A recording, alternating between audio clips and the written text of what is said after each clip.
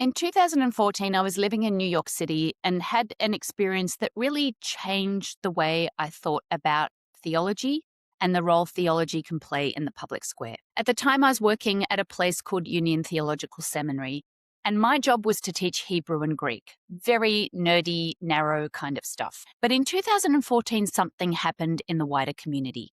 There was a police shooting of a young man called Michael Brown in Ferguson, and a bunch of protests and riots started in response to that and what was seen as police bias and racism when it came to treating young African American men in particular. One of the things that I found remarkable was the response of that Christian leadership of that seminary. Students came to the administration and said, "We want to get on a bus and we want to join these protests."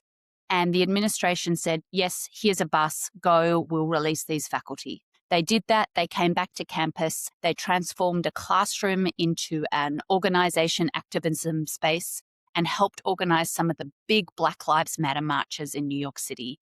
And many of us on staff went along in support. What I saw there was young people who were so passionate about their faith and so convinced that their understanding of God meant they had to change society, and an administration, an institution that was prepared to support them and to pivot in order to do that. It made me realize just how much we can do if we're prepared to take a few risks, if we're prepared to step outside our institutions and remember that what we think theologically, that basic affirmation that every human is made in the image of God and deserves equal respect and dignity. If we take that to the streets, if we take that into the rest of our lives, what a difference we can actually make in the world.